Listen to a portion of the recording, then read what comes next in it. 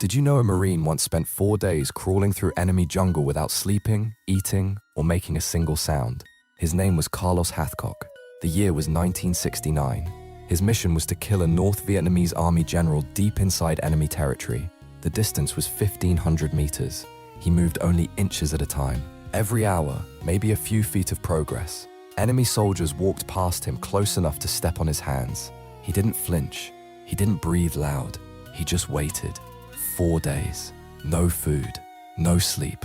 Insects crawling across his face. The jungle pressing in from every side. And when he finally reached his position, after everything his body and mind had been through, he still had to make a perfect shot.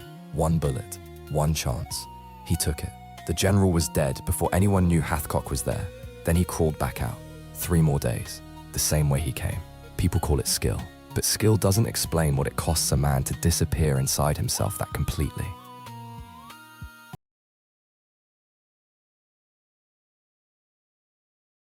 Did you know one man's decision may have stopped nuclear war and almost nobody knows his name? October 1962.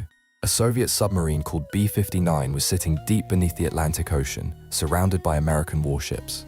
The ships were dropping depth charges, not to destroy the sub, but to force it to surface.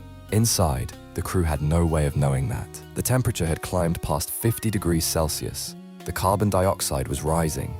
Men were passing out at their stations. They had been cut off from Moscow for days. Their captain, Valentin Savitsky, believed the war had already started. He ordered the nuclear torpedo armed.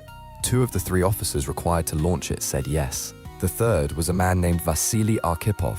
He said no. He didn't shout. He didn't threaten. He just refused, calmly, inside a sweltering metal tube being hammered from above, surrounded by men who believed the world was already burning. Kennedy and Khrushchev get the credit for ending the Cuban Missile Crisis, but Arkhipov was the one who actually saved the world.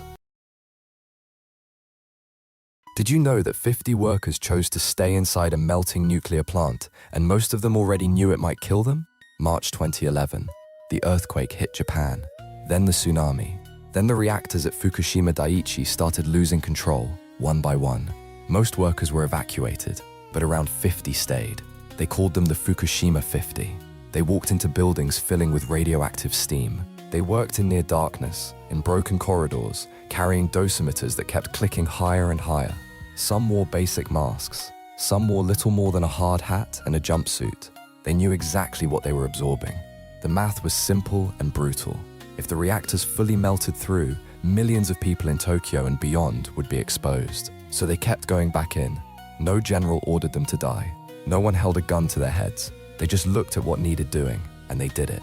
Again, and again, and again.